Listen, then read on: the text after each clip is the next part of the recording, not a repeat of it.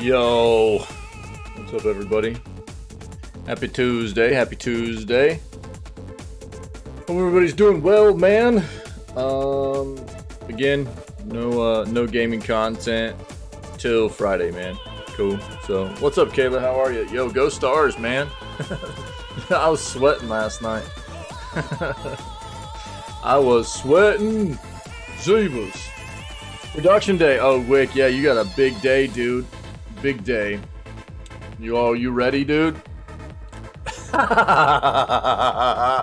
Yo, you guys want to know what's funny is every time Wick has trolled me out about the Stars, they've won. Every time he trolls me out about the Stars before the game starts, the Stars win. So he just needs to keep doing that. Just keep trolling, buddy. All right? Just need you to keep trolling because you're the lucky charm, buddy. All right? What a hater, dude.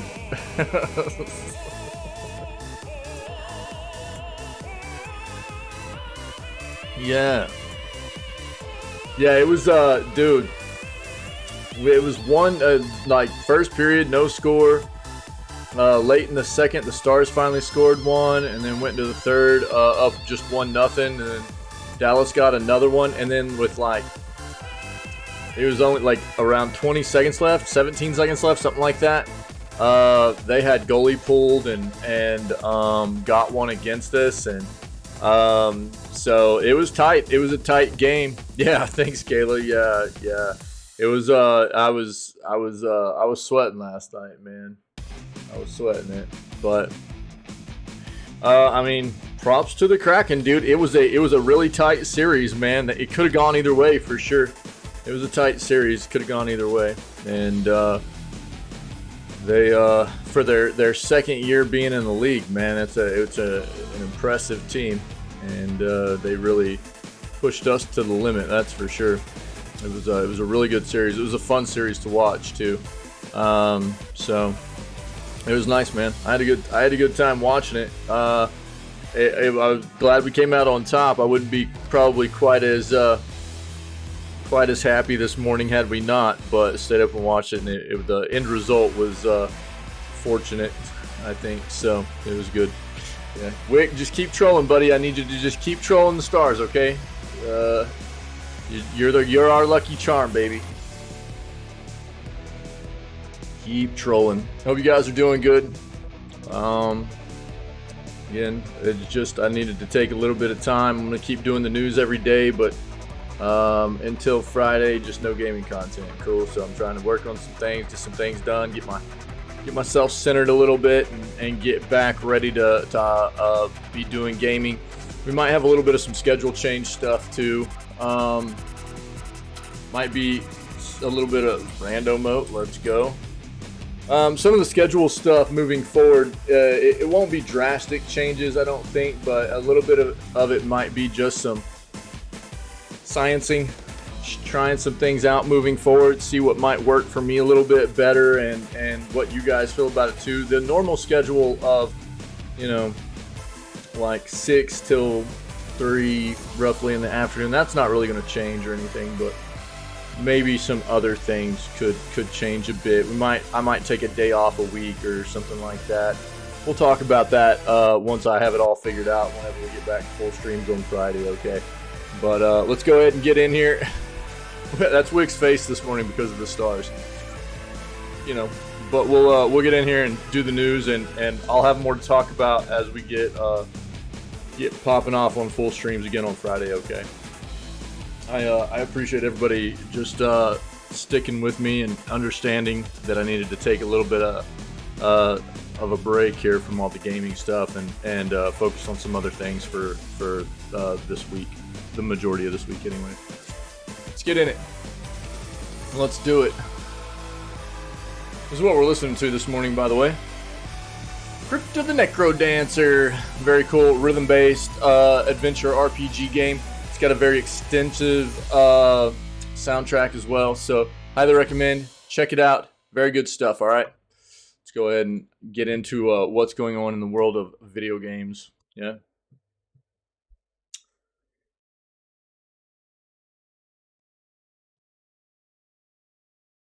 Hold on. There we go. All right.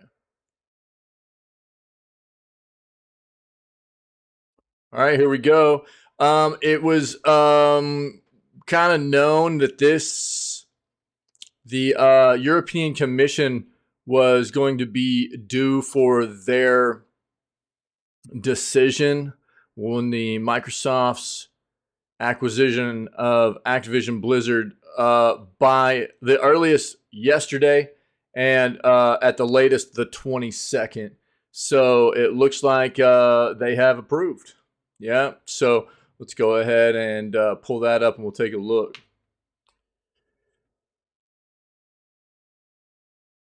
Uh-oh. Huh. Okay. This is something to talk about here. So, Amazon's going to make a new Lord of the Rings MMO game. I don't really want to dive into this on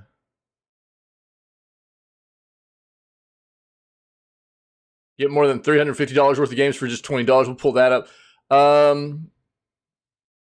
me see if I can find this on a one of our more legit gaming websites.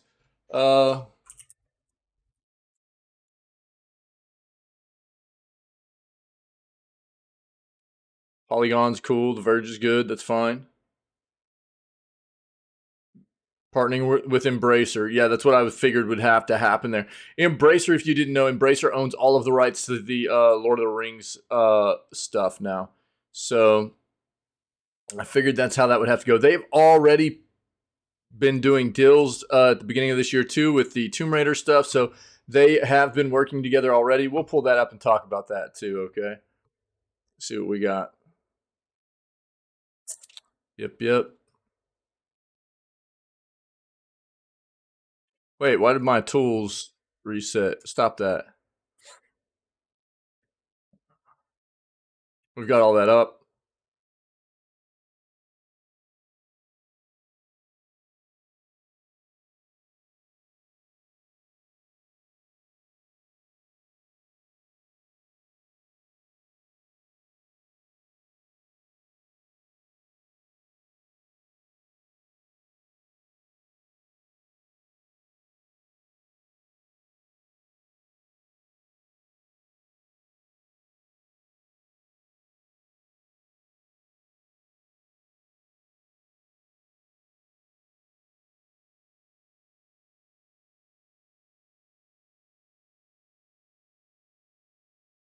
Let me just say something here. Tom's Hardware is promoting a PC. If you saw this while we were skimming through, Tom's Hardware is promoting a PC from a very well-known site of that builds gaming PCs. I buy power. I would say that anybody looking to buy yourself a gaming PC, do your due diligence. I promote this all the time.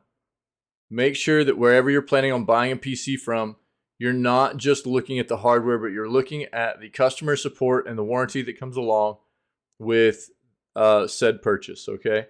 I have heard horror stories about PCs that have been bought from places such as this. I'm not going to say specifically this one, but places such as this where the PC, a desktop PC, has had hardware failure, and it has taken months to convince the that was still under warranty to convince the manufacturer, the builder, to take the PC back, test it, repair it, and get it back to the purchaser, the consumer. I'm talking months to just get the process underway, and probably about half a year in total just to get the PC back. So you want to make sure that wherever you're buying into, you're not just buying the hardware, you're buying into the repair, the warranty, customer service, all that stuff together, okay? So do yourself a favor and just make sure that you're buying into the best possible situation you can for yourself there. nobody ever expects anything to go wrong, but the fact of the matter is sometimes things can, right? So just be careful, protect yourselves. That's a big investment.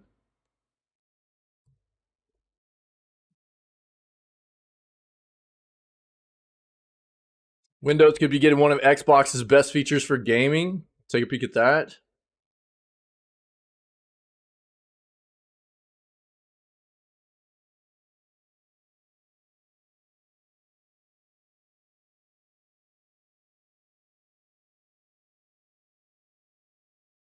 5 indie video games that are also works of art. Let's take a look at that, okay?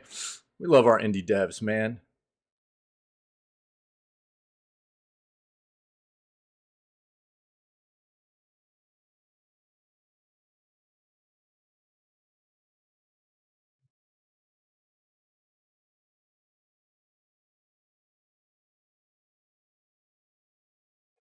Steam gets new free game trial feature. Let's see what this is about. This doesn't sound like the same thing as like demos or anything like that. Let's see what's going on here.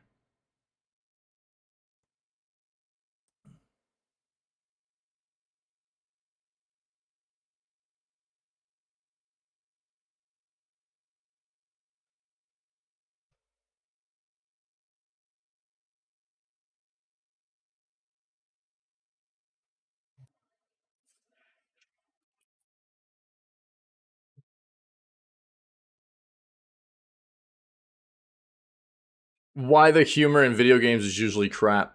The same reason that content is usually well, narratives are usually kind of trash, and the same reason why it's hard to quite often be able to fully immerse yourself into the stories of games, and the same reason why um, characters are fairly shallow, because there aren't a whole lot of great writers out there in video games. So whichever way you want to look at it, I've harped quite often on my experience with The Witcher 3, but one of the things that I've always put up above a lot of other titles for what CDPR has done with a title like Witcher 3 is the content. The content in Witcher 3 was fantastic. And a big part of that is how well it was done with the writing and the narratives within. I'm talking base game, the Heart of Stone and Blood and Wine DLC. All of it through and through is fantastically written. The characters are fairly deep. They've got the games take you, or the game and the DLCs take you through kind of a roller coaster of different kinds of emotions and stuff, with drama and thriller kind of stuff, comedy. There's a lot of different stuff those games do, and they're very well written. The characters are fairly deep. It's good stuff. One of the reasons, I would say, in my opinion, the main reason like The Witcher 3 is so beloved is because they did a great job on that kind of stuff. But quite often video games, they don't do a fantastic job with their, you know, storytelling and their writing. Some of them do a great job, but I feel like they're fewer and further between than you know some other pieces of entertainment are, as far as trying to make sure the writing is very good. So you get shallow characters, you get lackluster kind of content, and the humor is kind of can become cringy rather than actually funny, things of that nature, right?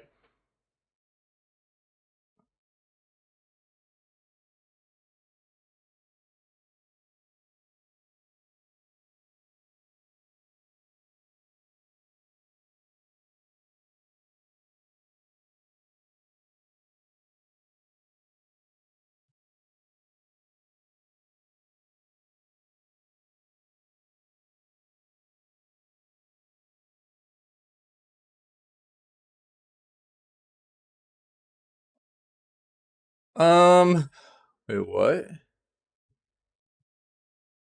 Just in France alone, Tears of the Kingdom has is approaching 500,000 physical sales. Yeah. This game is going to I mean, we knew this game was going to do very well, you know. I think that we all knew the game was going to perform fairly well. It was I mean, the groundwork was already there. I mean, it was fairly obvious to me that Tears of the Kingdom was just going to be another it was going to be building off of Breath of the Wild, right? So they already had the groundwork there for the game. Obviously, it's different. It's expanded. They've got different, you know, parts to this world now, and it's not like it's just Breath of the Wild 2, but it is Breath of the Wild 2 also. So um, I think that I was pretty sure the game was going to be fairly well done, and just because it's a Zelda game as well, it was going to sell in the first place, and the fact that it's going to be reviewing very well, and what's it at? So let's take a look at the Metacritic right now.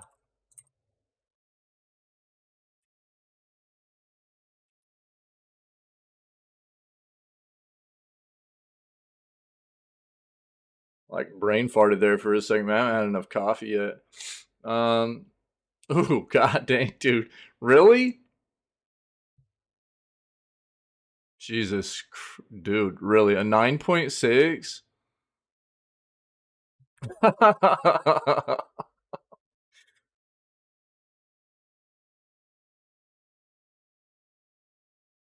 Yeah, I mean, dude, I just really a 100. Just people just throwing 100s, dude. I don't just and tens and stuff. I just don't. Yeah, I need a week off. Yeah, I guess, dude. Maybe Mr. Critical. Well, I mean, look, dude. I think this is what I was gonna do. Let's bring up Breath of the Wild also.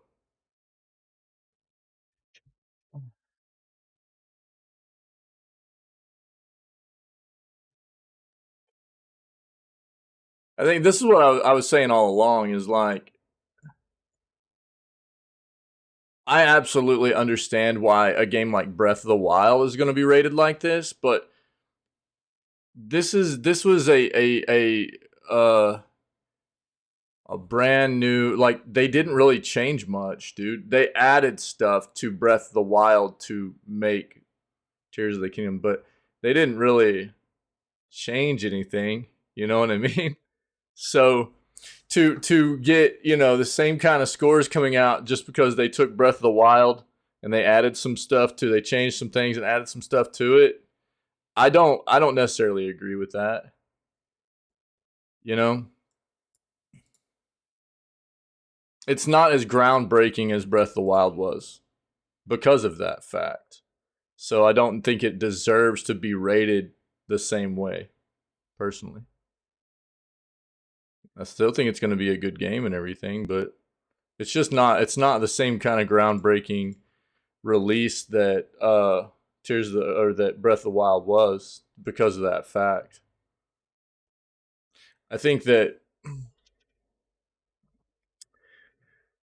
maybe I mean you guys can look at it as being critical if you want, but to take a game and it's a good game, but to take a game and for everybody to rate it the same way, even though it's just they took the same title and just added some stuff to it to make it a little bit different. I don't know. I don't know that it deserves the same kind of praise, personally.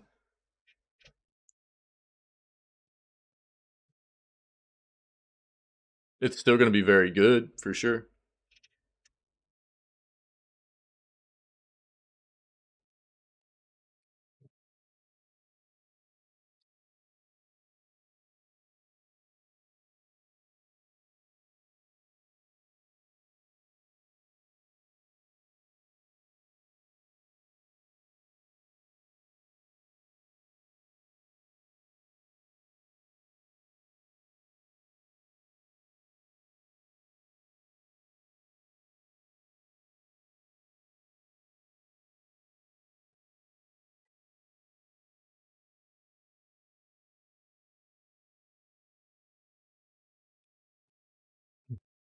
Yeah. Well,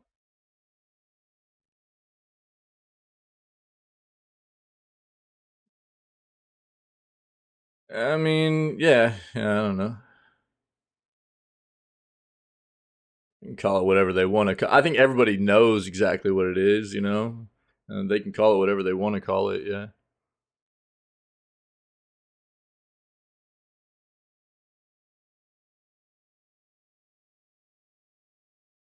Wait, what? Oh, you mean like what you were saying? You know, them changing the name makes you maybe kind of them present the fact that like you think the game's going to be different, or they were trying to like maybe make it appear the game was going to be different or something because the name's not an extension of Breath of the Wild when really it just is. Is that kind of what you're getting at? Yeah. Yeah, I mean, look, I'm not. Again, I've said over and over. I mean, I think it's one of those situations where I mean, I'm not knocking Nintendo. I think that what they've done with this kind of software on that kind of hardware is really impressive, dude. Yeah, I mean, I think it's really impressive. I'm not. And if it's obviously Breath of the Wild is really really good, right? It's really really good. Breath of the Wild is really really good. And there's a reason why there's you know an age old saying of if it's not broken, don't fix it. Right?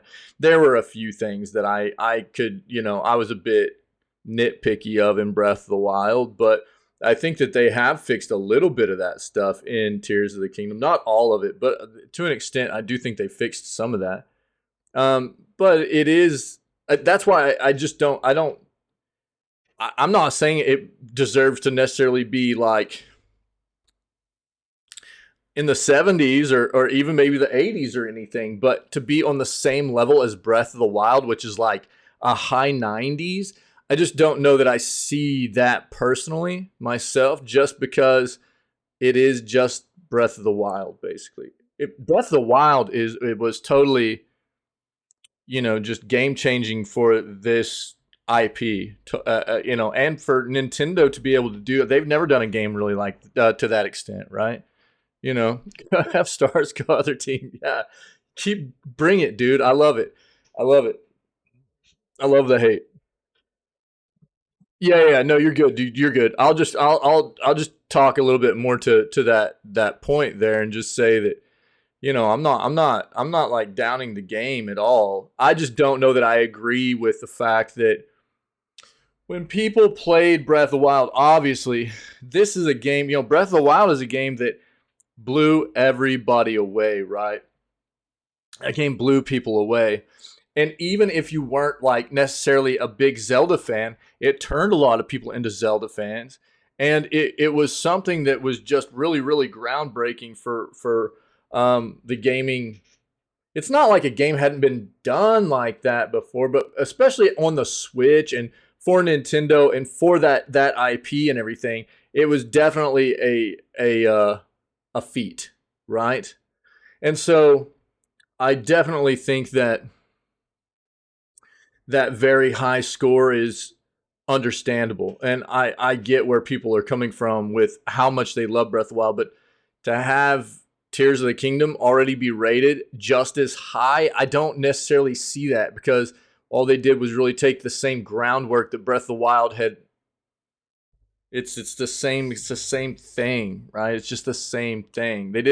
They just they changed a few things up in the game. They expanded the world in a couple of different ways, and it's not as groundbreaking for me. So am I saying that it deserves to be like in the 70s or even 80s? No, but I don't know that it deserves to be up in the high 90s right alongside with Breath of the Wild either. I don't I think that's the biggest differing thing for me there. They didn't come up with something as impressive this time around as uh it's not like stuff we hadn't seen before like with what Breath of the Wild was, you know? I think that's my only thing. I'm not like trying to be a big critic or anything. I just don't know that it's on the same level as what Breath of the Wild was.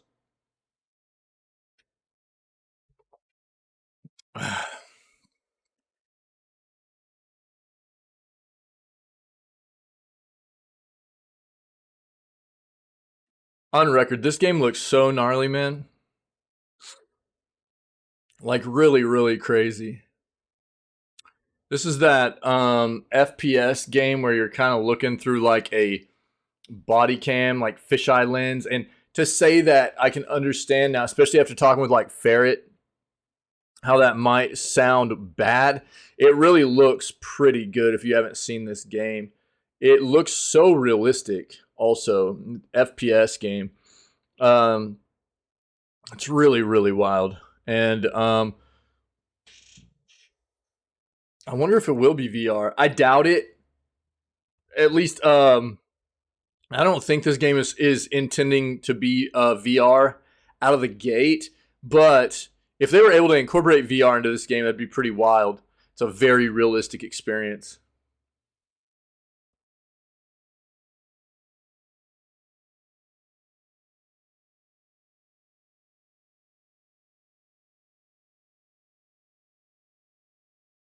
Fortnite drops new teaser trailer for Miles Morales. All right, guys.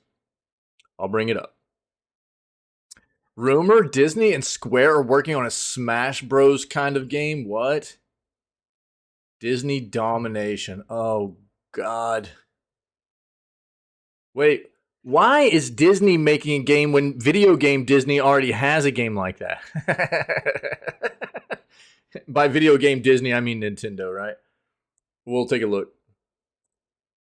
Square Enix has shut down another mobile game.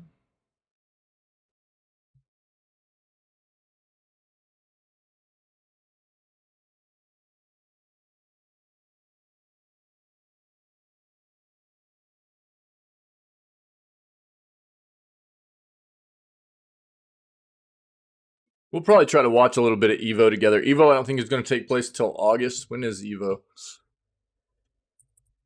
Beginning of August, I think. Yeah, August 6th, August 4th through August 6th, so that entire weekend. We will probably just like maybe hang out together and watch some Evo, dude. No joke. We might just watch some like fighting tournament stuff. At least part of that weekend because I love Evo. I think it's cool. It just depends on what the schedule is, what they're going to be playing, especially some Street Fighter stuff. I love watching competitive Street Fighter, so we'll see.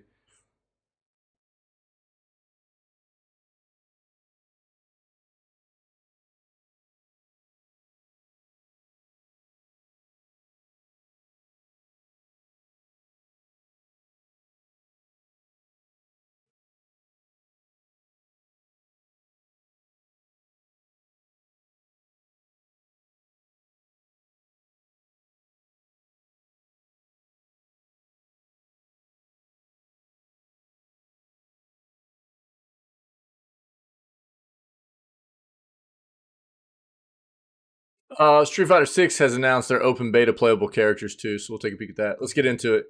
SF6 announces open beta playable characters, and that needs to be turned off. There we go. Capcom has announced a full list of characters that will be playable in the upcoming open beta for Street Fighter 6. Prior to its launch early next month, Capcom will be having one last trial of the latest Street Fighter game to ensure that it's ready to release around the globe. If you're looking to take part in this final demo for yourself, you can expect a variety of Street Fighter newcomers and returning fighters to be usable in the playtest. Which Street Fighter 6 characters are playable in the open beta? Much like the closed beta that Capcom held for Street Fighter 6 at the end of 2022, 8 characters in total will be accessible in this upcoming open beta. Those characters specifically happen to include Luke, Jamie, Ryu, Chun-Li, Guile, Kimberly, Yuri, and Ken. Beyond these 8 characters, the Street Fighter 6 open beta will also let players experience fights across 6 different stages. The character creator, ranked matches, casual matches, training mode, and a variety of other features in Street Fighter 6 will also be accessible in this beta as well. If that wasn't enough, cross-platform play will also be turned on, which will allow players across various avenues to check out the Street Fighter 6 open beta with one another. All in all, Capcom is offering a deep look at what the final version of Street Fighter 6 will contain once it releases. It begins May 19th through the 21st and goes through the 21st. If you want to take part in Capcom's beta,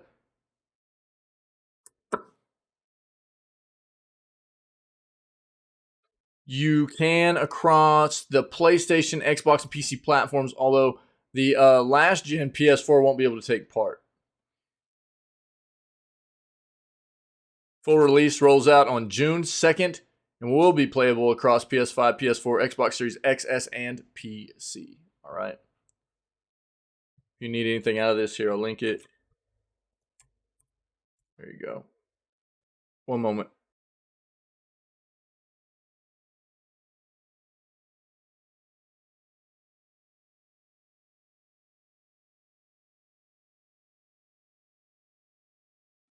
All right. Square Enix shuts down another mobile game. Just a few months after shutting down Final Fantasy VII The First Soldier, Square Enix has shut down another of its mobile games. This time around, it's Echoes of Mana. A mobile entry in the popular Mana franchise. Square Enix announced the closure back in February, and the game services officially came to an end on Monday, May 15th. While some players may have hoped it would still be playable offline, it seems that Echoes of Mana is now rendered completely inaccessible. As such, players are left only with the memories of the game and little else to show for it. Square Enix's tweet announcing the game's end can be found below. Thank all players who joined us. Journey ends, your echo lives on. Oh. Okay. Well, there's a lot of disappointment surrounding the game's conclusion. Many fans expressed happiness with the way Echoes of Mana came to an end.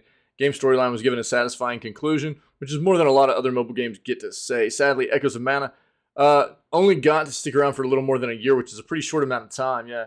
For now, players are just going to have to settle for the existing games in the Mana series, such as Secrets of Mana and Trials of Mana. At least that will tide Mana fans over until Square Enix reveals what the plan next for the series. Yeah, man. I mean, all this paragraph is this sort of thing is too common in the video game industry. Look, I mean, the video game industry is it's jam packed with titles, though, right? I mean, the amount of software out there in the gaming industry it's massive, and honestly, this is not just a problem on the mobile. In the mobile segment, it's console, it's PC, it's single player titles, it's live service titles, it's you name it. It's there's just so much out there nowadays that really, if you don't have something in your game to set it apart and make it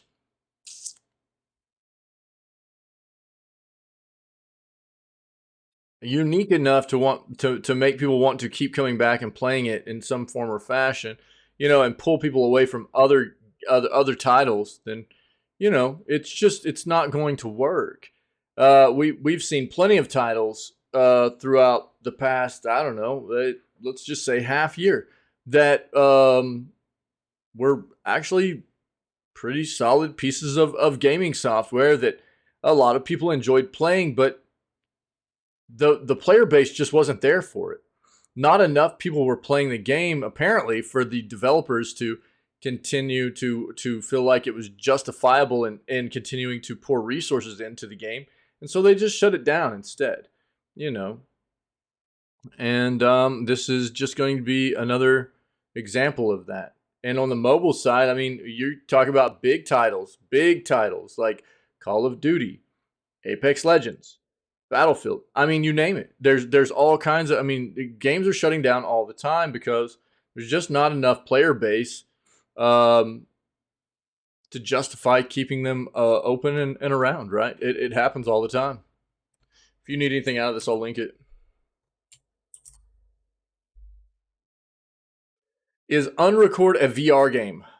The buzz around Unrecord began last October when Alexander Spindler gave the creative director and lead programmer on this new project, released an intriguing snippet of the game on Twitter. Since then, the gaming world has been abuzz with speculation and intrigue. But what is Unrecord?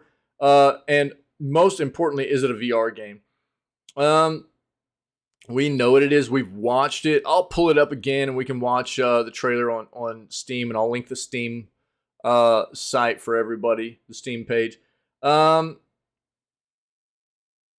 Again, just TLDR, this is a game that you can see, it gives like a fisheye, like body cam view of in an FPS game. What it does present is a very, very realistic view in a game like this. Something that hasn't necessarily been seen very often, if at all, really. And I think a lot of people probably go, oh man, body cam, fisheye view, that's going to be pretty gross and not real. They've done it in a way where it's just like, think about any basically FPS game that you've played. It actually works fairly well. And I think it does present an entirely new style of realism to the experience. The other thing that goes along with it, though, is there's a lot of everything you do presents movement. The camera moves with everything that the character's body does as well. You reload, the camera moves with reload. You know, like you walk, the camera bounces with your walk or your run or what have you. We'll watch it and you'll see. It looks very, very interesting. The thing is, camera shake is not something that a lot of people enjoy, but camera shake can add to realism quite a bit. So I think for an experience like this, if people really want to harness that immersion and the realism within this title, I think the best thing you can do is learn to play the game with screen shake on, if there's even a toggle for it, right? I have no idea yet, but the game looks really, really neat. Is it a VR game? No. And that's what I said. I didn't think it was going to be, but it's not out of the cards for it to eventually be, right? So the fact of the matter is, like, this is a game that looks like it could be very, very good for VR, but it would take them, you know, breaking it down and developing it for VR hardware and everything too. So that's what you need to know right now. I'll pull it up on Steam. We can take a look and I'll link it for you, okay? We've looked at it before, but it is very, very neat.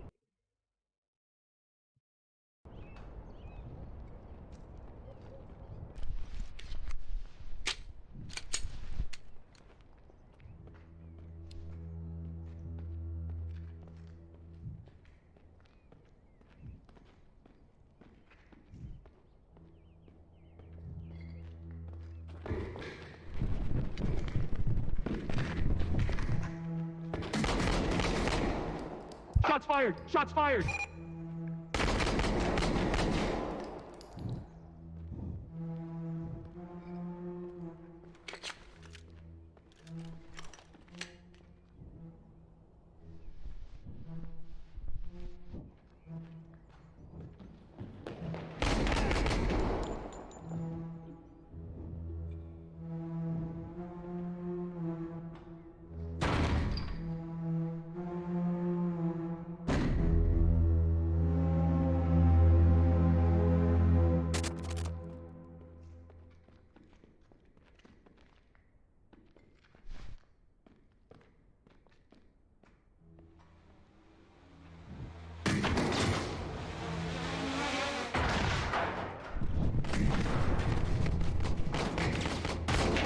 I want to know why that drone just comes flying out of nowhere. I think that's like a drone, dude. I think that's what that is. I notice that every time I watch this video, there's just like this drone that just like comes pooping out of nowhere, dude.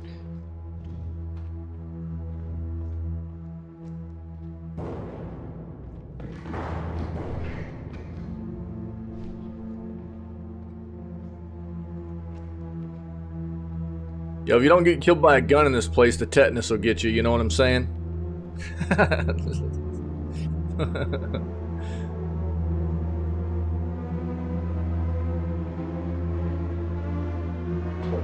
Where the fuck is Oscar?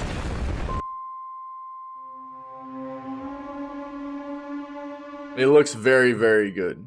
It looks very good. There's no dedicated release date yet or anything like that, but it is getting a lot of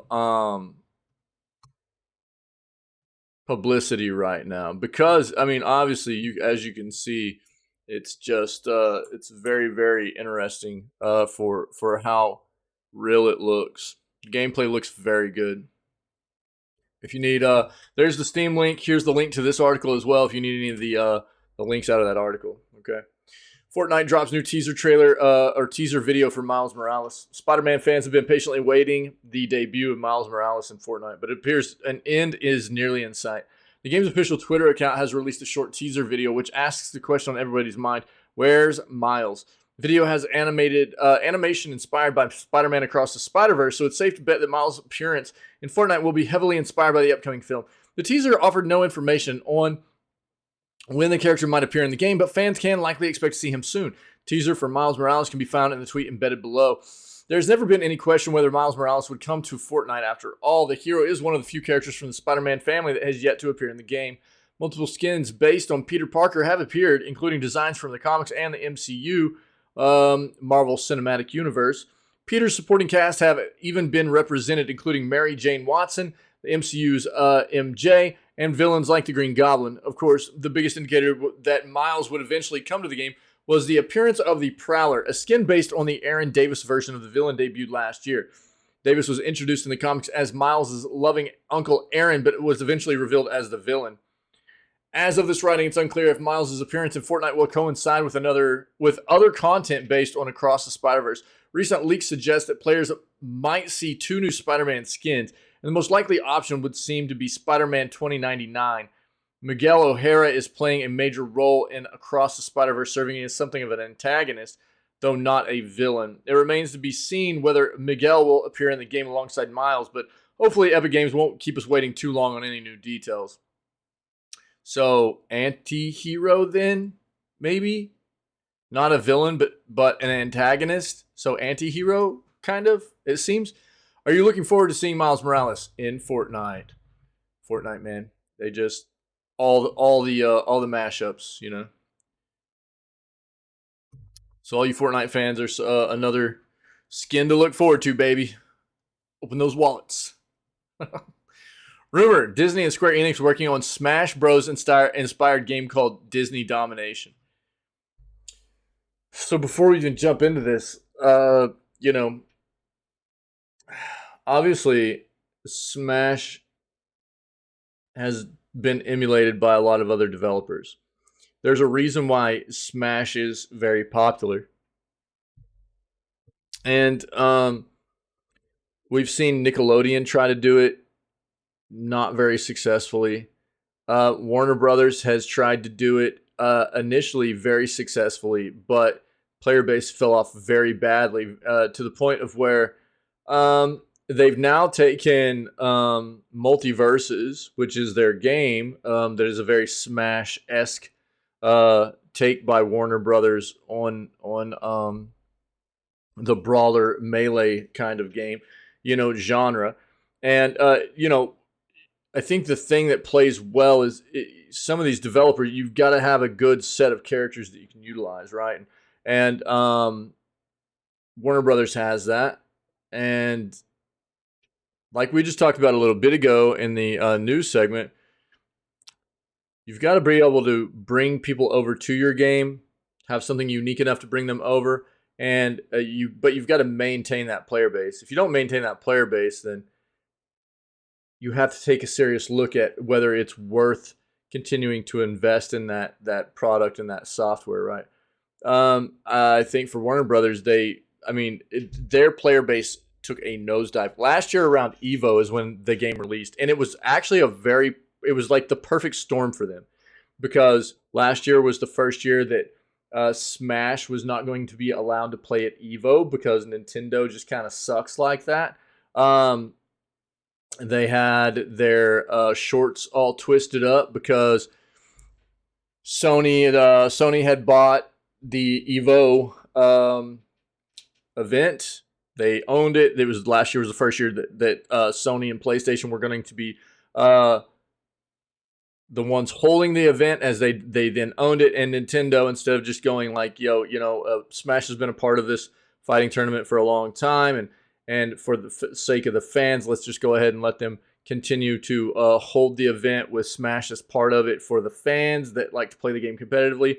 They didn't. They said, well, we're not going to let anybody play our game, But it was really good for Multiverses, because Multiverses is a Smash-esque game. It came out in early access right before EVO popped off, and people really enjoyed it. It was really good at EVO. It was kind of a breath of fresh air for not a lot of new games that had come out at that point, and it seemed like a lot of people liked it. But after Evo, the player base just tanked. It was terrible. There was just nobody was playing the game anymore.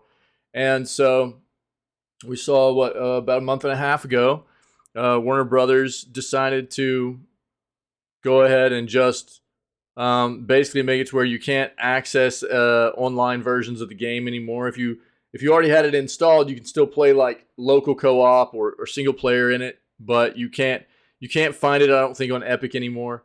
So you can't download it, you can't install it anymore, you can't play online multiplayer, anything like that. They're trying to find ways to adjust the software, balance things, probably do some things with some characters, maybe input new characters. They're changing the software, and they're going to try to push it back out a little bit later. I think early 2024 is what they said. I think they said they're not planning on having the game back out until early 2024. But here we go. I mean, here's another iteration of another developer or developers, and publishers trying to work on another melee brawler, fighting game. So Disney and Square, which, they've worked alongside each other in the past, obviously, and they have a lot of different characters that can be utilized for a game such as this, and who knows? We'll have to see how it goes, right? I think just because you've got a lot of good characters and everything, it doesn't necessarily mean you're going to be successful, but I think it's definitely something that gives you a good base to work off of. So let's see what we got here. Disney has apparently teamed up with Square to develop a new Smash Bros. Inspired video game, which is called Disney Domination. The roster reportedly features up to 55 characters at launch, spanning multiple... Good night, dude. What? 55 characters at launch, spanning multiple Disney franchises, which are spread across a single-player campaign that features 60 stages. Disney Domination has apparently been in development since 2018, started as a passion project, but has swelled with a reported team of 240 developers. Launch window for Disney Domination is second half of 2024. So we're talking like roughly a year away at this point. So it's still a little bit away. Should be noted this is a rumor and neither companies have announced the project. So grain of salt here, guys. But if that's true, 55 characters at launch, and you would expect these characters to all be fairly different moveset wise, that's significant.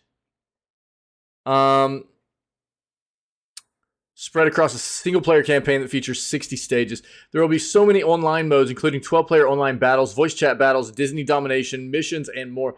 Be a lounge in Disney Domination where players can go share custom stages and other content. Boast a unique art style that looks like something out of Unreal Engine 5. It's supposed to be edgy. Reportedly, it's being developed by Square, but that's totally unconfirmed. Okay. Well, this is the first I've heard of this at all. Like, at all. I don't think I've heard anything about this ever previously, so... That's kind of interesting. That is a extensive. If that's true, again, this is not official, but if that's true, 55 characters for a fighting game at launch, and again, you want these to be fairly unique in their movesets. You want characters to be fairly to differentiate from one another to a decent extent, Not that there might not be some similar moves and stuff like that, but you don't want, multiple characters to be basically the same thing. So, interesting. We'll have to keep track. Windows could be getting one of Xbox's best features for gaming. Quick Resume is a great little feature for Xbox Series consoles, letting you immediately jump back into a game. It could be coming to Windows.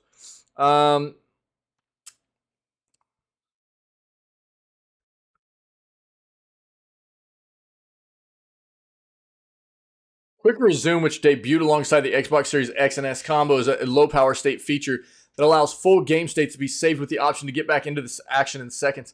Compared to a PC, launching a game is usually a cold boot-like scenario where you fire up a launcher and load a game from scratch, which can take minutes. Modern Xbox consoles are based on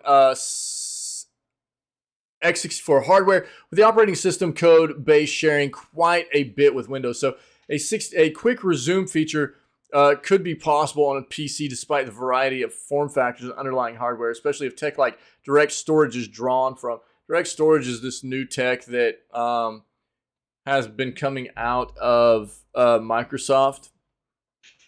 What they've been trying to do is kind of cut out some middleman hardware stuff with this. I'm not going to get into specifics with it, but it was supposed to be initially utilized by Forspoken, even though that game still had a ton of tech issues, performance issues. So I don't know. It could be something we see factored into the design of Windows 12. What is clear, though, is that Microsoft is viewing Windows as a pure gaming platform in addition to being a PC operating system. Popularity of devices like the Steam Deck and the new ROG Ally lines up with a recent report that Windows developers have been playing around with a dedicated handheld mode for the OS. Here's the thing. I think as we move forward, it's becoming more and more apparent that PCs are being used more prevalently as gaming devices solely than they ever had been before. So I think that while they've always known that people did an amount of gaming on PC, I think that they're starting to understand that, like Windows, for instance, along with other operating systems, people are starting to look at some of these devices, actually a good chunk of these devices, as complete gaming systems, right? Like that's all they're really looking to use them for. And therefore, having very good, versatility within these operating systems, if that's all you want to use it for, making sure it's set up for that use, you know what I mean, is only going to benefit them in Microsoft, or vice versa. If it's not for gaming, if it is for, traditional PC applications or whatever, same thing, right? Or as a hybrid, whatever the case may be, which is the way it always has been and should be. But, I do think that there's more of a view on it nowadays that PC gaming is growing. We've seen reports of this from big AAA software developers, Microsoft themselves in their gaming division, as well as like Activision Blizzard. The Activision side of things is saying we're seeing a spike in PC gaming over what we've ever seen before, and consistently, not just like random, quarter spikes or anything. It's been a consistent thing for them. So I think that people are taking note, developers and tech industries are taking note that the PC side of things seems to be growing. So it makes sense that they're focusing down on that.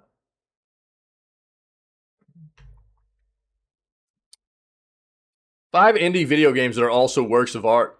Let's go. We selected 5 independent video games that reference art and animation history, something that we've even those who are not fully fledged into the video game universe can appreciate. Gris, for fans of Art Nouveau, fashion illustration, and Disney Sleeping Beauty. Gris. Bound, for fans of abstract art, ballet, and MC Escher. That is my favorite all-time artist. MC Escher. I love Escher, dude. I've got tattoos of Escher's, dude. I love his artwork. It's so good. Genesis Noir. For fans of film noir, jazz, and trivia. Cuphead. Oh, yeah, dude. Cuphead. For fans of early animation, body horror, and creepy kawaii.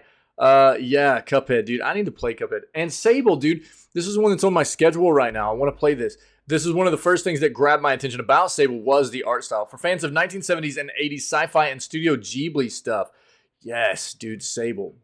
Absolutely. If you want to read more about these games, these are well-known games too. And also, don't forget, these are indie developers, dude. We love indie developers, man. So, highly recommend checking out some of those titles. There are at least a number of these that I'm really interested in playing too. I already have Sable. I'm planning on playing that. I don't have Cuphead yet, but dude, I really want to play some Cuphead. You talk about a game that's probably going to make me mauled out pretty hard. This is supposed to be a very, very difficult game, but this is a game that is all hand-drawn, by the way, also. This entire game is hand-drawn, which is significant and awesome. So, very cool stuff. Very cool stuff.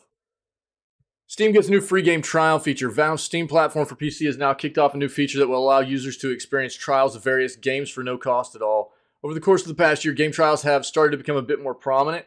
This has been most notably seen in the PlayStation ecosystem, where Sony has made trials a perk of the higher tiers of PlayStation Plus. Now, Valve is looking to take a page out of Sony's playbook, is beginning to do trials of its own with a rather notable release from this year.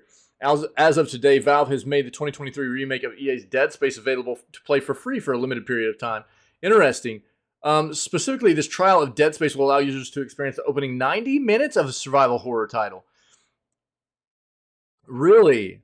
Once this time runs out, Steam users will then be able to decide if they'd like to continue playing the game by purchasing it outright. In the case of Dead Space, EA happens to also have discounted the title by 20% to coincide with this new trial that has gone live. Yo, the original Dead Space is fantastic. I haven't played the remake. The original is amazing. Still today. I just played it last October, the entire series. And they're so good still. But the remake's supposed to be pretty solid, man. Yeah. Seems safe to assume that Steam will soon let loose free trials of this type for other games that appear on Steam. Currently, it's now known that what other games might become available to play in this manner, but in fact, the Dead Space, I think this is supposed to say not known. That was kind of throwing me off a bit there, but I think that's supposed to be not known. The fact that Dead Space has been the first such offering suggests that other notable releases from 2023 could soon be accessible in a timed format on Steam as well. That's pretty cool, man. I think, look, this is a good play by the developers because, look, Steam can't just go. I don't think that Steam has the ability to just say, yo, we're just going to let people try your game out for the first 90 minutes. This has to be a collaboration between Steam and the developer themselves. But I think this is a good play. I think what you're going to get is games that play well are going to start letting people play the game on a trial basis outside of just what a demo is. This same thing. This isn't just a demo. You're actually getting the first 90 minutes of the gameplay, right? So people are going to get to try this out and go, yeah, this is cool. It feels good. It plays well. Content's solid or whatever. You know, you're not going to get, I'm sorry, but you're not going to have games like probably, I mean, never say never, I guess, but more than likely, you're not going to have like Jedi Survivor in its current state doing this, or Redfall, or Wolong, or, you know, Wild Hearts, or whatever on Steam, because those games are trash cans. You know, they suck. They're dumpster fires, dude. You know, so what you're going to get are the better games. The better games out there in the AAA space are going to be going, yo, come try our game out. It's pretty solid. And people are going to try it and go, yeah, you're not wrong. This is decent. And if they like it enough, then it'll prompt them to buy, right? I think this is a good alternative to, I think there are a lot of people consumer-wise now in the, you know, us as video game players and you know, lovers of video games, where we've gotten to a point where we don't want to pre-order anything anymore. We don't want to buy anything day one anymore, for in large part. Not that all of us are like that, but quite often we just don't feel comfortable doing it. It's just gotten real gross. Games, I think, personally, more often than not, it's just you can't count on a game to ever be released and feel decent anymore, performance-wise especially. So giving people the option for a game to come out and then give you a trial period to just play the actual game to get a taste of it, that's a pretty good play in my opinion. Pretty cool. I'll link it for you. Xbox's Activision Blizzard deal approved by a European Commission. Microsoft's acquisition of Activision Blizzard has now been approved by the European Commission. The approval brings Microsoft's historic deal one step closer to completion. The European Commission announced on its website that it has approved the proposed acquisition under the EU merger regulation. EC reached similar conclusions as the UK's Competition and Markets Authority that the deal would not harm the console market but could harm cloud gaming, but was satisfied with Microsoft's proposed remedies for these concerns. Now, the UK blocked it. The UK is the big one that's blocked it right now. So they're still trying to find a way around that.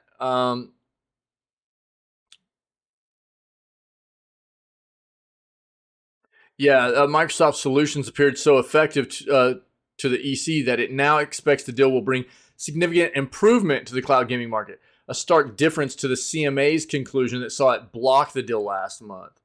Um,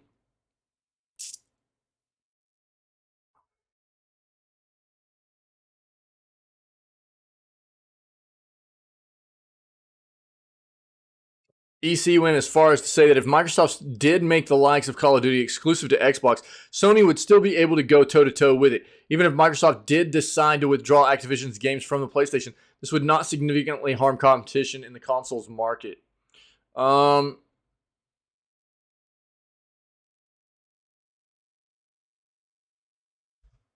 okay, I mean that's everything else we basically know. More work to be done. EC's decision to approve Xbox's acquisition of Activision Blizzard is a definite step forward for Microsoft, but headlined by the CMA's decision to block the deal, there are still several hurdles for the company to overcome. Yeah, Microsoft is currently appealing the CMA's decision. We knew that. This by itself is an incredible undertaking that will take months to overcome, if at all. The CMA has a lifetime won 67% of merger appeals. Even if Microsoft gets the UK's competition appeal tribunal on its side, the deal will still have several more steps to go through before another decision is made. After that, it will also be scrutinized by the U.S. Federal Trade Commission, which sued to block the acquisition in December of last year, with a hearing set for August of this year. Now, since December of last year, there have been more 10-year deals that have happened between Microsoft and a lot of these other competitors, where these competitors are now like satisfied and cool with the acquisition, which I think is really what has made a lot of these regulatory committees be okay with things now. So I think that first and foremost, obviously, Microsoft is dealing with the CMA stuff. That's officially been blocked. They are having to appeal that and go through that process, and after that is really where they're going to be. That's at the forefront of their concerns right now. The Federal Trade Commission, not like that's not a concern, but it's kind of the back seat issue right now behind the CMA stuff. But we knew all this. The big deal here is knowing that the European Commission has approved it and everything. So that's a step in the right direction for Microsoft and Xbox, anyways. Soft acquisition between who? Cash. You talking about between Microsoft and Activision Blizzard?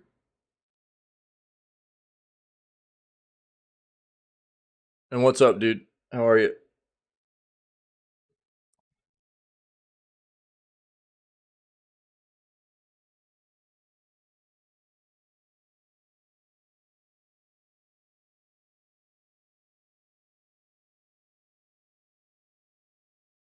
Talk to me, and I'll address it as we move forward, man. What you're actually focusing in on there? Get more than $350 worth of games for just $20. Last killer bundle on the latest killer bundle, on Fanatical includes hit FPS games, iconic indies, and everything in between. Bundlefest is back in action on Fanatical with a new highly discounted bundle going live every day this week. The retailer is kicking things off with a bang as the Killer Bundle 26 features more than $350 worth of games, but is now listed for just $20. Killer Bundle 26 isn't just a random assortment of games you never heard of. Instead, it's packed with highly reviewed titles such as Ascent and Dishonored. There are also a handful of indie gems like like Elder Scrolls and Rain World, along with tons of Oddworld games and a few games set in the Elder Scrolls universe. All told, there are 24 items in this killer bundle, which should be more than enough to keep you busy for the next few months. All games are redeemable on Steam. You'll get even a 5% off voucher for your next purchase through Fanatical. Anytime you purchase anything on Fanatical, I think you get a 5% discount for your next purchase. It might be dated, though. You might have to use it within a certain amount of time.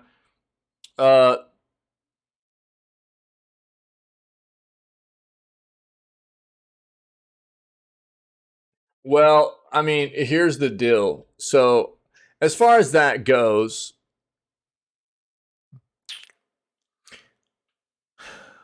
and you might already be aware of this, but just in case everybody doesn't understand what that situation came how that all came about in the first place.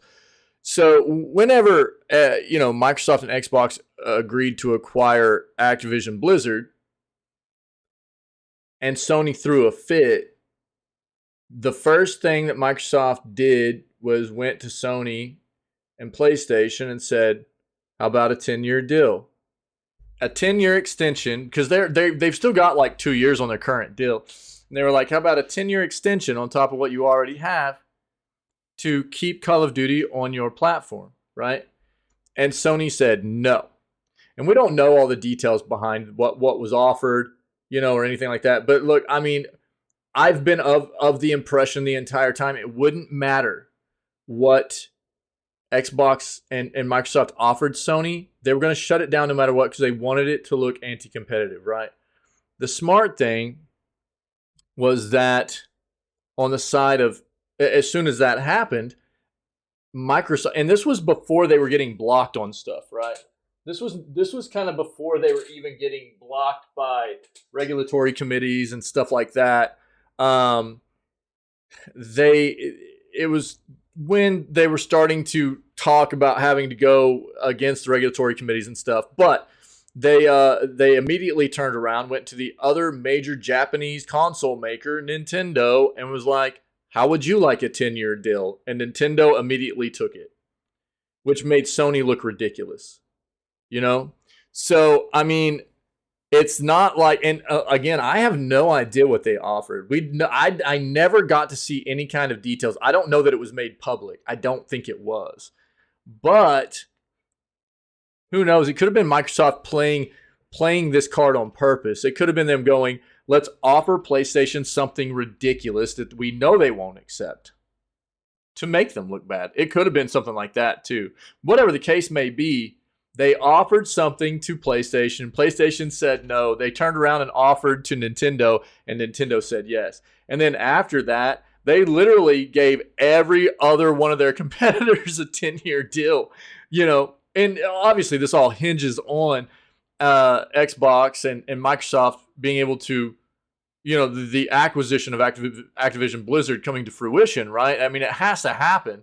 Otherwise, all these 10-year deals are just, they're all for naught, right? I mean, it doesn't, they all hinge on that taking place. But basically, Sony's the one big player that's been left out in the cold now. So they're the one major platform, whether you're talking console or cloud space or whatever, that's not going to have Call of Duty for the next 10 years, right?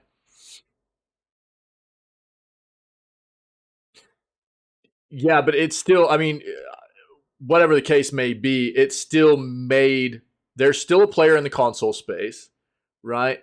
And ultimately what it did is it made PlayStation look bad. There's still a player in the console space, right? And they're the other big Japanese developer. So with Sony shutting it down and going, "No, this is anti-competitive. We don't want your deals." Da, da, da. And then Nintendo going, "Yeah, that sounds great. We would love to have Call of Duty on our platform. Let's go." Like, I mean, you can't deny that it makes PlayStation look a bit bad.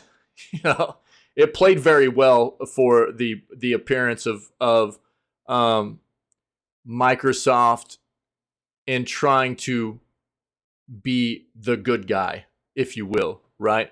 There's a lot. Look, I mean, as far as this entire situation goes, there's a lot of different ways to look at it. And anytime there's a merger or an acquisition in the business world, no matter gaming or not, right? There's going to be an amount of anti-competitiveness in it inherently. There just is. Um,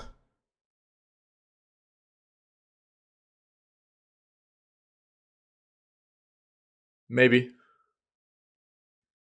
could be.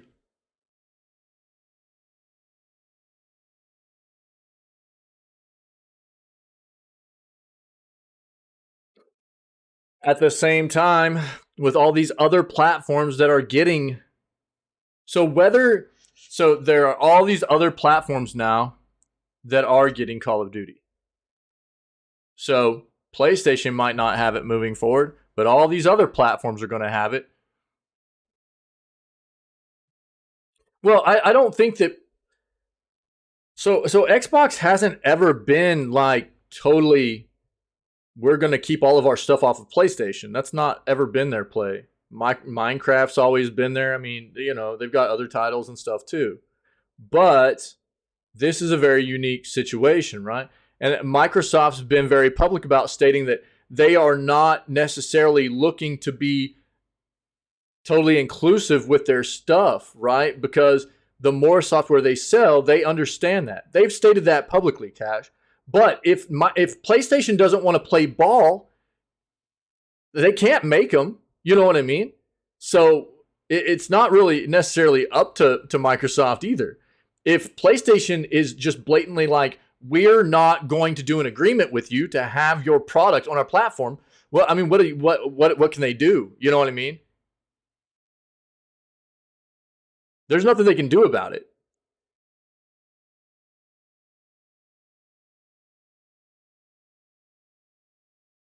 Again, but it still comes down to PlayStation being okay with having it on their platform. Microsoft can't force them to do it. You know what I mean?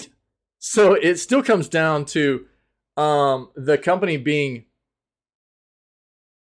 in agreement to have it on their platform. So I mean, there's nothing really Microsoft can do if PlayStation says no, and that's basically what's happened. So I mean, as far as that's concerned, and I would say you're not necessarily wrong.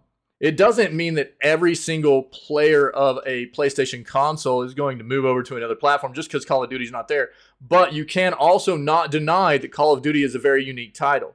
The amount of people that play Call of Duty is insane. And there are going to be a chunk of people that move over to some other platform, one way or another, just to play Call of Duty because it's not going to be on PlayStation anymore. That's a fact. Whether it be Xbox or PC or a cloud service or what have you, because it might not be on PlayStation anymore and they might not have to buy into Xbox, but it's going to be on plenty of other platforms. You know what I mean? And whatever the platform is, ultimately, Microsoft's still going to be winning.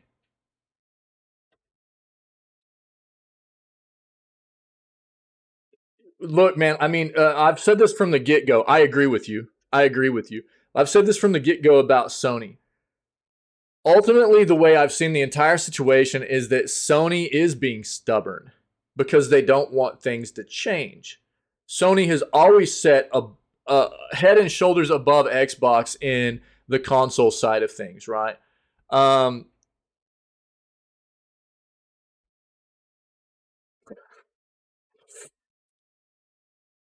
So they've always set head and shoulders above Xbox on the console side of things. They've always sold more hardware. They've always sold more software. It's just the way it's always been, right? And so they don't want things to change. They don't want this merger to happen because they know what it's going to do for Microsoft and Xbox's portfolio, right?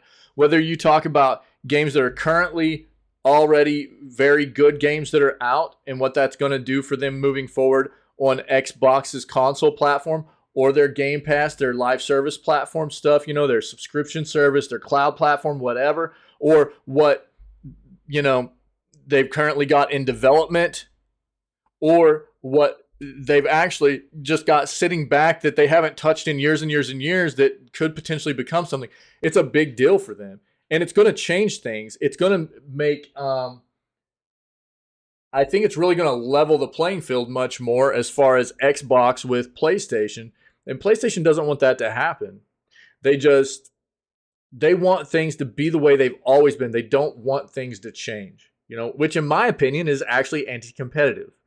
They don't want to evolve with the way the gaming industry is evolving. And honestly, Xbox has been one of the major parts of how the gaming industry has been evolving. When you talk about subscription services, you talk about cloud stuff, things of that nature. They're kind of at the top of that. And Sony, if you look, Sony has been following suit with them because they have to, right? Because Xbox has always had to be very inventive and unique in finding ways to remain competitive.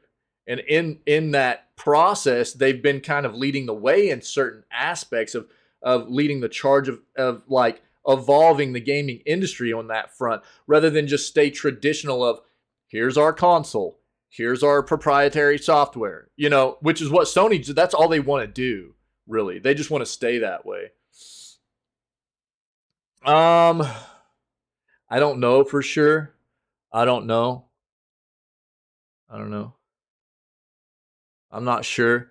I think there's been a lot more information that's come out about the like opposite side of that, about Sony trying to prevent games from being on Xbox's platform. Yeah. So I don't know about Xbox. There's been a lot of like more private kind of information for both these companies that's ended up coming to light because it's been subpoenaed through the courts and everything because of this entire process. And it does seem like there's been a lot more on the front of Sony trying to keep developers and stuff from being on Xbox's platform than the other way around. But I haven't been able to dive into a whole lot of that yet. But that's just like little pieces that I've gathered, like taken here and there, Yeah, I don't know. Yeah, I don't know. That's something that I'm not too informed on yet.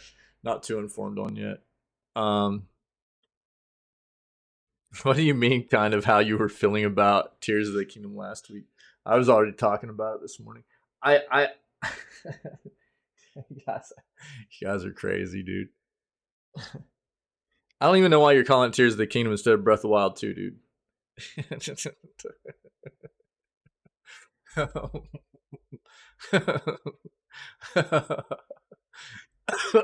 I actually looked up the Metacritic on it today. I was talking about it a little bit. I find it crazy that it can actually be as high on Metacritic as Breath of the Wild was. I don't necessarily agree with that. I don't think that it should be too much lower or anything, but the game is not as groundbreaking as Breath of the Wild was. So I find it wild that like everybody's just throwing tens at it again. It's like, oh, it's just perfect. There's just, it's like, man, it's just Breath of the Wild, dude, with some like new stuff in it. It's wild to me. I think it actually has a higher Metacritic score right now than Breath of the Wild did. Well, come on, man. I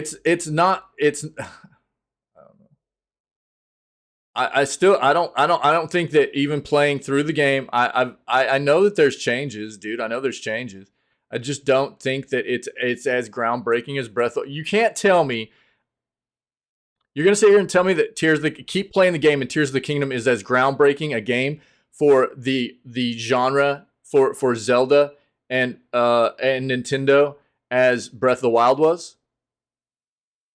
I know my same issues are still there. I'm not even talking about that.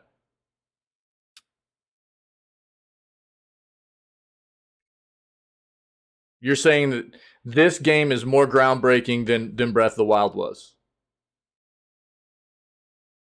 More inventive, more game changing for this IP overall. Because really, I mean, Tears of the Kingdom, dude, is just slapping a new like stuff onto what Breath of the Wild initially was, anyways, right? I don't think you can really argue with that. They took the basis of what Breath of the Wild was and they slapped Tears of the Kingdom onto it.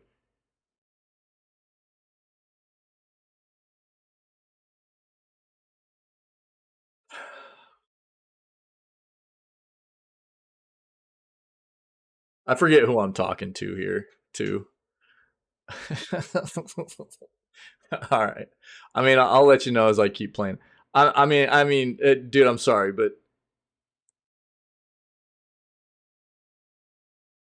right, yeah, but that's what I'm saying. Is like this game is not the same kind of evolution and groundbreaking kind of development that we got from what was before Breath of the Wild to what Breath of the Wild is. From Breath of the Wild to Tears of the Kingdom, I don't think it's the same thing, dude.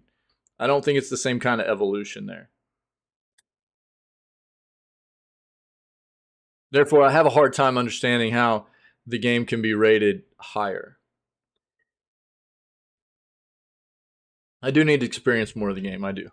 So, I mean, I don't have a full view yet of everything the game has to offer and stuff. And I'm not saying that yeah, I know that. Yeah, that's what I'm saying. I don't but for I need to get more experience in the game.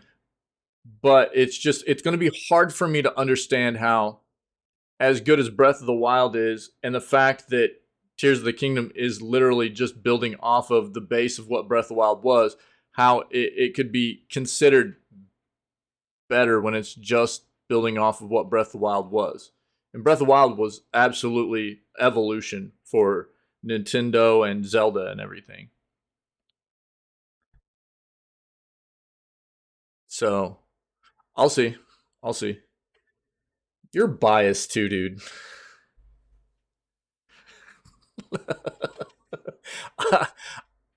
I'll keep playing and I'll let you know what I think. It's hard for me to trust you with Zelda stuff, though, dude. You're Zelda blind.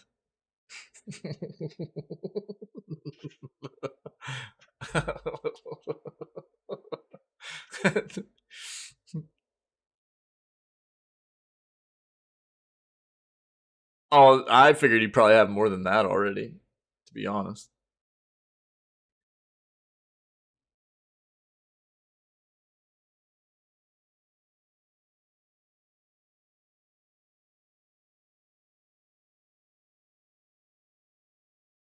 I'll never call it that just to ping you out.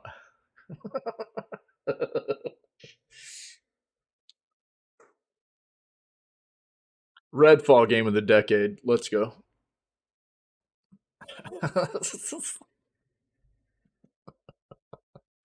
Oh, dude.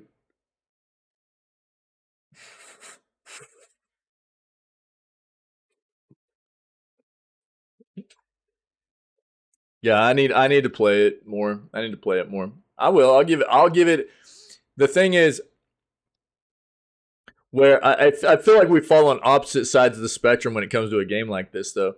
I feel like I I take a real critical look at everything the game has to offer. So I break the game down into all aspects, and I'll still see things wrong with this game because I know that it's still going to have things that they didn't fix that I found to be an issue in Breath of the Wild, and therefore I absolutely do not see how anybody can throw a 10 at the game. I just don't. I'm not saying the game deserves to be like in the 80s or 70s or anything, but to throw a 10 at the game whenever I'm still going to see issues they didn't fix from the first one is going to be really gross to me. But on the opposite side of that, I know is where you sit, where it's like there's just so much Zelda love, you know? The blind way. The blind way, yeah. Well, I mean, to be fair, dude, I mean, it's still very, very gross to me that I know that Nintendo's doing this. It's still gross to me, dude. I still feel that way. That I know there's another difficulty in the game that they're gatekeeping and paywalling. Come on, man. It's just gross, dude. It's not the way I want to play the game. When I know that it's there, it's not the way I want to play the game. I didn't say the game was bad.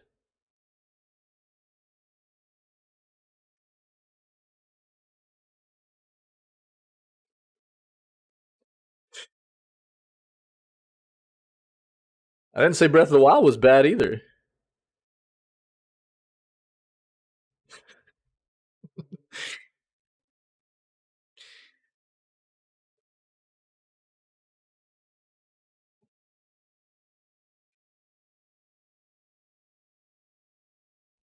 I'll give it a very thorough critique after I finish it, I promise.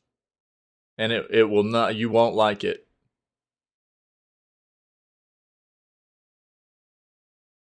I haven't been playing it at all. I'm not gaming right now. I had to take some time off. I'm just doing the news right now.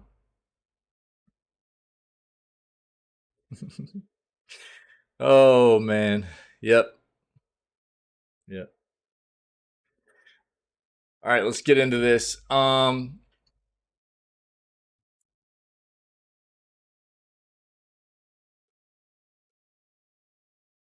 Cash is the reason Nintendo has gotten the way Nintendo has gotten. You guys realize this, right?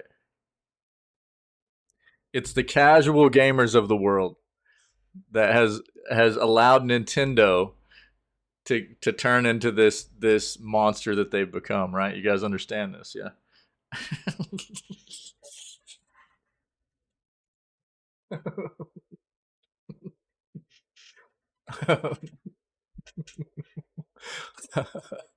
Let's go, dude. What's this bundle have? The Ascent, Dead Island Definitive Edition, Rain World, Eldest Souls, Heroes Hour, Lamentum, Jadonia, Oddworld, Soulstorm Enhanced Edition, Corpse Factory, Dishonored, and Elder Scrolls Legend, Battlespire, and Elder Scrolls Adventures Redguard, Biped, Roki, Dusk 82 Ultimate Edition, Legend of Keepers, Career of a Dungeon Manager, Banners of Ruin, The Game of Life, Trolley Problem, Oddworld, Stranger's Wrath, Abe's Odyssey, Abe's Exodus, Munchie's Odyssey, and New and Tasty with Alf and Abe DLC packs. All right, so if you guys are interested, there's a $20 Fanatical bundle, baby.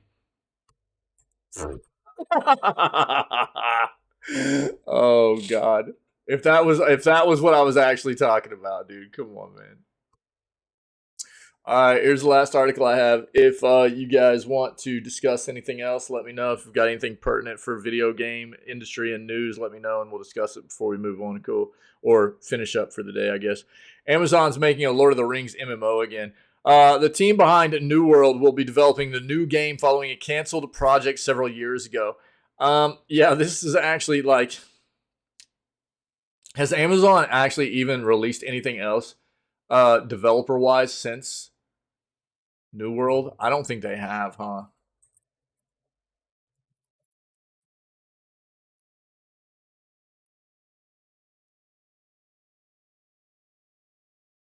Developer, dude, not flipping. Oh, God.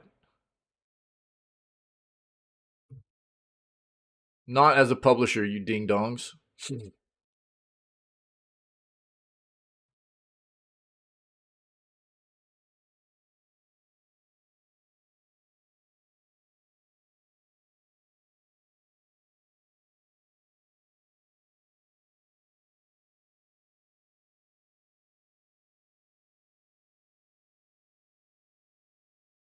I don't even remember a lot of these. I mean, obviously, New World, right? The Grand Tour game. I don't really remember that one. Till Morning's Light? What?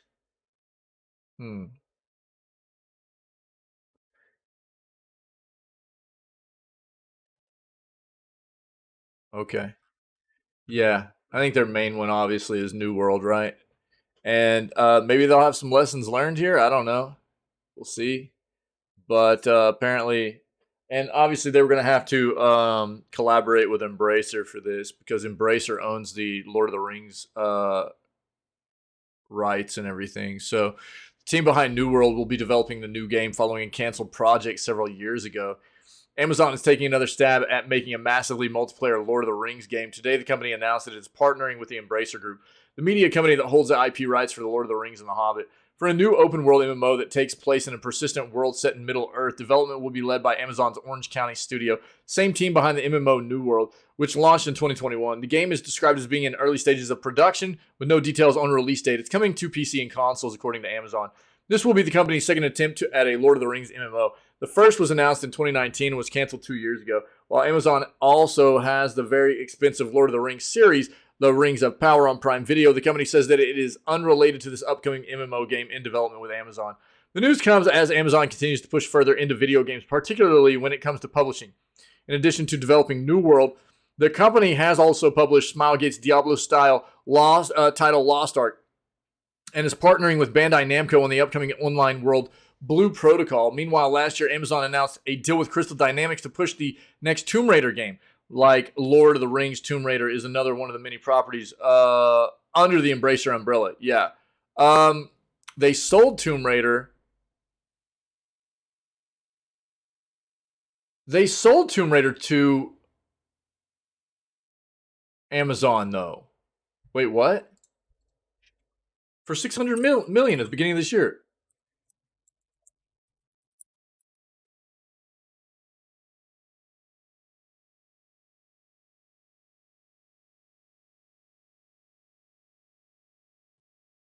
Yeah, dude, what the crap? Tomb Raider reportedly sold to Amazon for $600 million. This was a big deal because May of last year, Embracer bought all of Square Enix's North American development studios, which was like 4 development studios. They bought, along with that, they got Tomb Raider, Deus Ex, and Thief IPs. For $300 million, they got all that. And then at the beginning of this year, like 6 months later, they turned around and sold the Tomb Raider IP to Amazon for $600 million. Double what they bought all that for.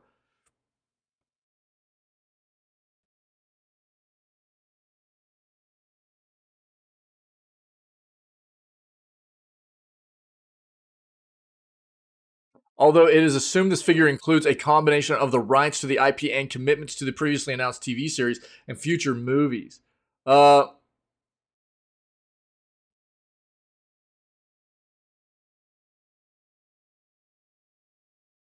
Unlikely to just include the rights to the IP. Multiple reports say these were sold for a lower figure than $250 million Amazon spent on the Lord of the Rings franchise.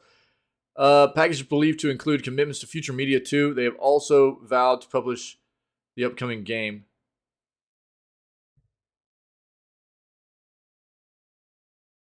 Yeah.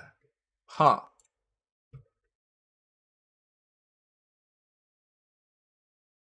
Surprisingly busy time. So I don't know why this is still being stated that Tomb Raider is under the Embracer umbrella, because it's not really anymore. Maybe it's just because the actual purchase hasn't fully gone through yet, potentially. It's a surprisingly busy time for gaming in Middle-earth. EA just launched a mobile title, Heroes of Middle-earth, while the action-adventure game Gollum is due out this year. Weta Workshop, the special effects house behind the Lord of the Rings movie, is also making a game set in the fantasy universe. Meanwhile, the original Middle-earth MMO, The Lord of the Rings Online, is still chugging along. Yeah. So there's a lot of stuff, obviously.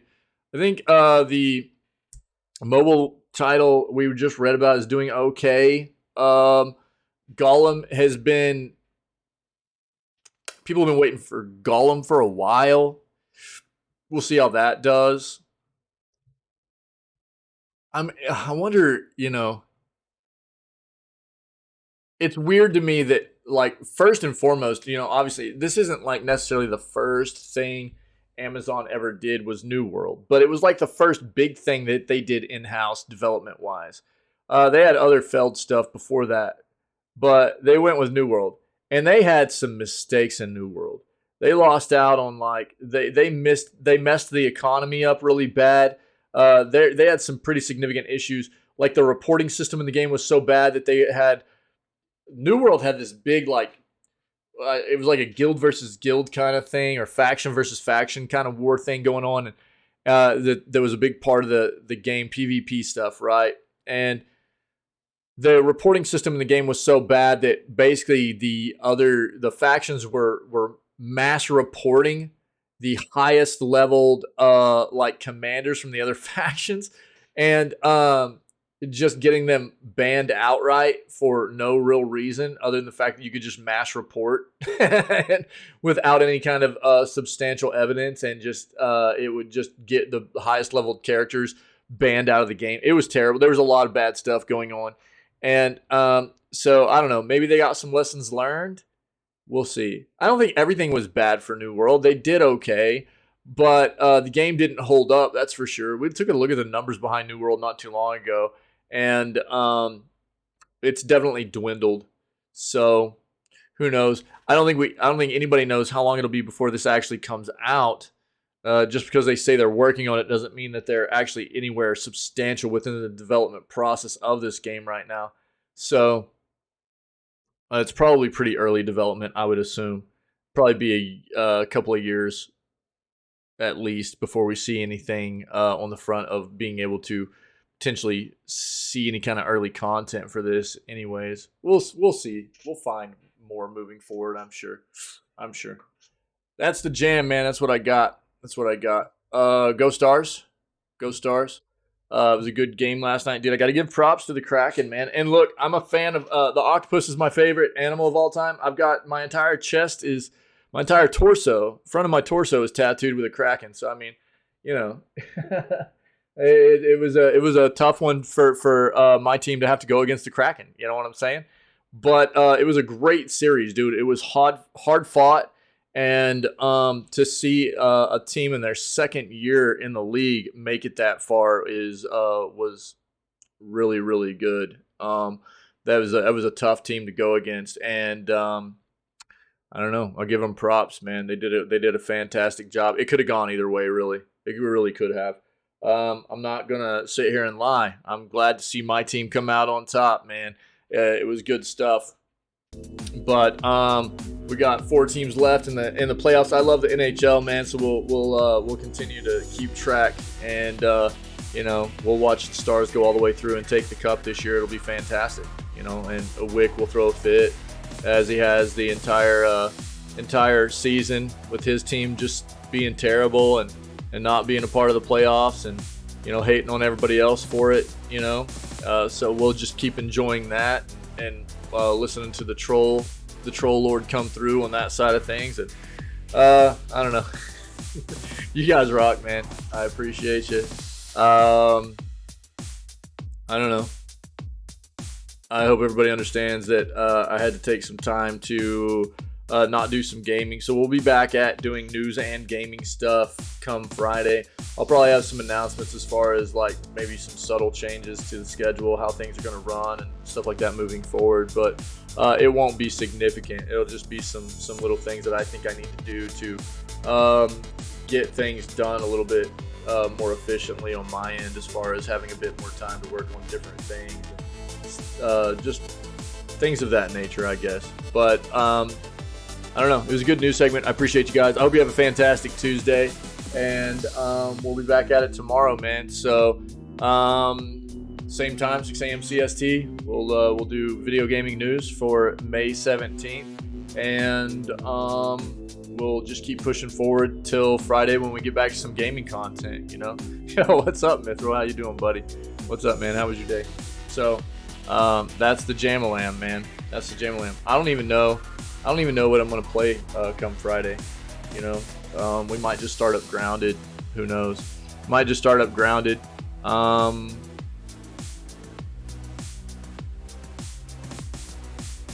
not sure.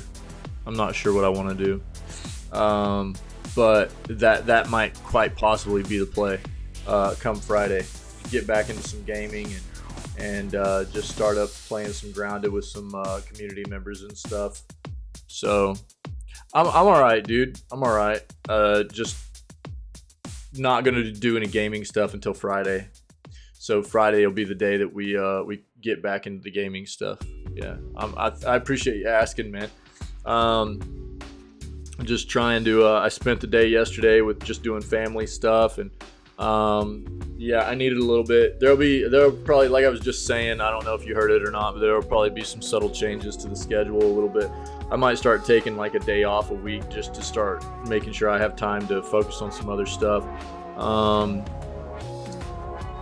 Maybe some other subtle things. The main schedule of like the times that I stream and stuff, that won't change or anything, but there might be some small changes to the schedule and stuff, and I'll talk about that once I get back into a full days of streaming come Friday.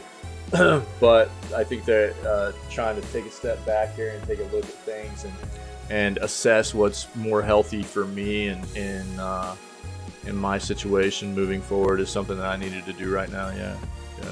Yeah, absolutely, dude, for sure. Yeah, so yesterday was a day where that's what I did.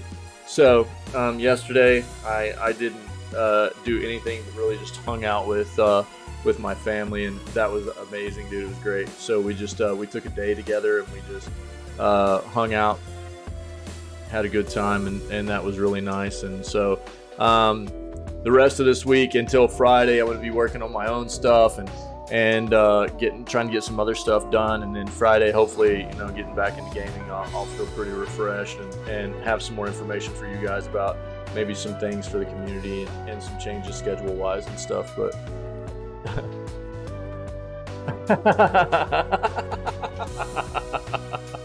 yeah, dude. Yeah. So I don't know. I hope you guys are well.